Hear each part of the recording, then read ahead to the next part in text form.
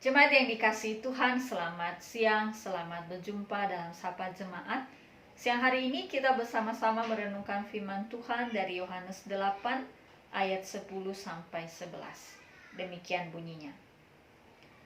Lalu Yesus bangkit berdiri dan berkata kepadanya, "Hai perempuan, di manakah mereka?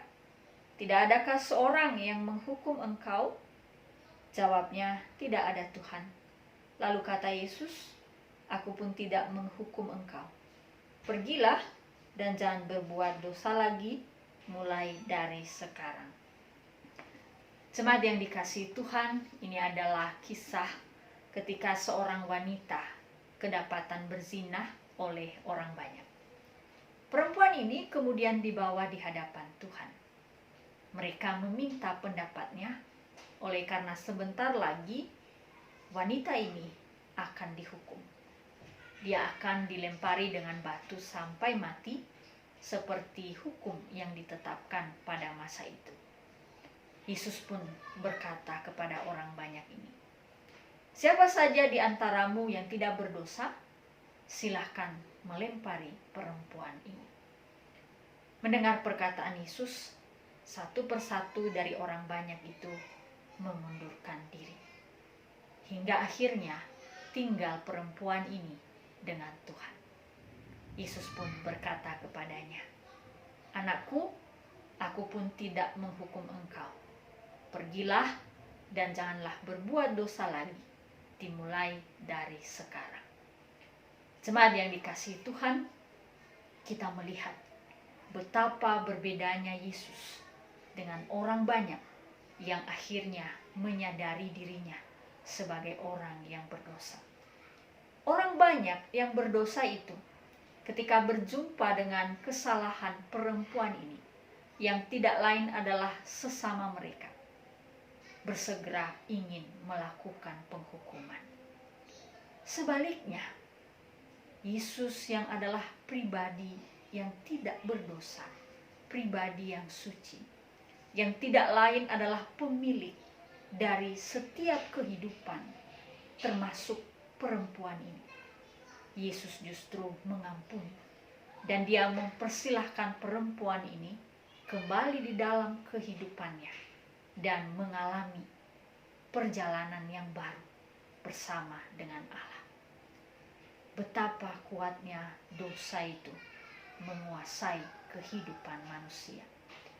Dosa itu, Bapak Ibu, melalui kehidupan orang-orang yang ingin menghukum ini, kita mendapati bahwa dia bukan hanya berkuasa mengantarkan setiap orang pada penghukuman, akan tetapi dosa itu juga berkuasa membuat setiap orang yang hidup di dalamnya menghidupi penghukuman itu di dalam keseharian mereka. Dan inilah fakta yang sebenarnya terjadi di dalam keseharian kita, di dalam hidup saya dan Bapak Ibu. Betapa sering ketika kita berjumpa dengan kesalahan-kesalahan sesama kita manusia. Bahkan tidak jarang ketika kesalahan itu berasal atau terjadi di dalam kehidupan seseorang yang disebut sebagai keluarga kita. Kita cepat sekali berkeinginan untuk menghukum. Kita sangat berbeda dengan Tuhan, pribadi yang memiliki kehidupan itu sendiri, yang sama sekali tidak berdosa. Dia justru kembali lagi memberi pengampunan dan mempersilahkan untuk memasuki kehidupan yang baru bersama dengan Allah. Bagian ini ditampakkan kepada kita, tidak lain supaya kita merubah cara kita berhadapan dengan setiap kesalahan dalam kehidupan kita. Dunia di mana kita hidup hari ini adalah dunia yang terlanjur mempercayai bahwa penghukuman adalah cara satu-satunya membawa kita pada kehidupan yang baik, pada sesuatu yang kita harapkan. Kita mengamatinya di dalam diri para pemimpin yang disebut sebagai pemilik dari sesuatu. Mereka melakukan hukuman kepada orang-orang yang bekerja bagi mereka. Karena mereka mempercayai dengan cara itu, orang-orang yang bekerja bagi mereka akan menghasilkan pekerjaan yang lebih baik dan lebih berkualitas. Masyarakat diatur juga dengan hukuman. Kita mempercayai hanya dengan hukuman itu, setiap masyarakat dapat patuh dan taat terhadap rambu-rambu kehidupan yang ditetapkan dalam kebersamaan. Guru-guru, pendidik-pendidik di dalam dunia pendidikan, tidak jarang, bahkan banyak sekali, mereka juga mempercayai bahwa penghukumanlah yang membuat anak didik mereka menjadi tertib, berhasil di dalam studi yang sedang mereka perjuangkan. Di dalam keluarga, tidak jarang ini juga terjadi, Bapak Ibu. Kita pun mempercayai bahwa penghukumanlah yang membuat seseorang yang kita sebut anak, pasangan hidup, bahkan juga orang tua kita, pada akhirnya berubah sikap di dalam kehidupannya. Mungkin kita tidak seperti orang banyak ini ketika menghukum anggota keluarga kita. Kita tidak melempari mereka dengan batu. Akan tetapi kita bisa melakukannya dengan cara yang beragam. Dimulai ketika kita tidak mau menyapa. Ketika kita tidak memberikan apa yang disebut kewajiban kita terhadap anggota keluarga kita yang bersalah itu. Ketika kita membicarakan hal yang buruk tentang anggota keluarga kita atas kesalahan-kesalahan mereka dan berbagai hal yang lain yang sering kita lakukan di dalam hidup. Tuhan ingin membawa kita pada pertobatan. Dia sangat merindukan kita mencoba menyelesaikan kesalahan itu seperti caranya. Ketika dunia mengajari kita bahwa penghukuman satu-satunya cara untuk membuat keadaan menjadi baik, membuat pribadi menjadi baik, Tuhan justru berkata, pengampunanlah, kesempatanlah yang membuat seseorang berubah menjadi seperti yang kita harapkan. Kita mengingat Bapak Ibu, dan ini adalah hal yang tidak boleh kita lupakan dalam perjalanan kita. Ketika kita boleh ada hari ini, kita semua mengalami kehidupan semata-mata karena pengampunan Tuhan. Apakah ada jaminan setelah Tuhan mengampuni, menerima kita, memberi kesempatan bagi kita untuk hidup, kita akan tetap setia kepadanya? Kita harus mengakui bahwa sampai sekarang kita masih berdosa di hadapan Tuhan. Setelah kita disebut sebagai anak-anaknya di dalam penebusannya, toh sampai hari ini kita masih kembali kepada Tuhan dan menyadari bahwa kita masih suka berbuat dosa, melakukan pelanggaran di dalam kehidupan kita. Tetapi apakah Tuhan menolak kita? Sama sekali tidak. Tuhan tidak pernah menolak kita. Dia senantiasa menerima kita kembali.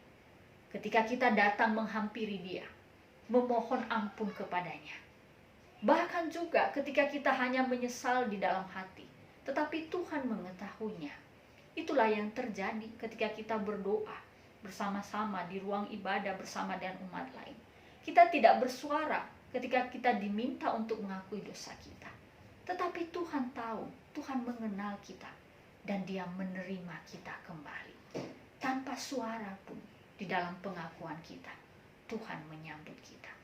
Dan jika kita menyadari kemurahan ini Bapak Ibu, maka seharusnya kita malu ketika kita berjumpa dengan kesalahan sesama manusia kita, tetapi kita menghukum. Mungkin kita akan tergoda untuk berpikir, jika kehidupan ini melenyapkan penghukuman seluruhnya, akan seperti apa hidup kita? Bukankah tidak ada jaminan bahwa seseorang yang diampuni, yang diberi kesempatan untuk berubah itu pasti akan berubah di dalam kehidupannya? Bapak Ibu yang dikasihi Tuhan, kembali lagi kita harus belajar dari Yesus. Ketika Yesus berulang kali mengampuni saya dan Bapak Ibu, apa yang dikatakan oleh kitab suci di sana? Dikatakan bahwa itu semua karena kasih. Kasih itu tidak ada ketakutan. Kasih itu melenyapkan ketakutan. Dan yang sama dengan itu, bahwa kasih itu percaya segala sesuatu.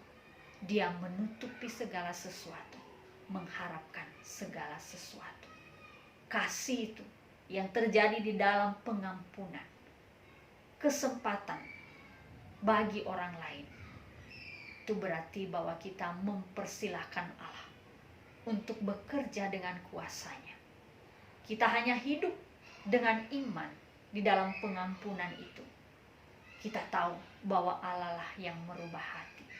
Dan ketika kita mau mengampuni dengan tulus, memberi kesempatan kepada seseorang untuk bertumbuh setelah dia melakukan kesalahan, maka kita yakin bahwa Tuhan akan memberkati itu, sehingga apa yang kita harapkan, apa yang kita nantikan akan terjadi di dalam kehidupan kita.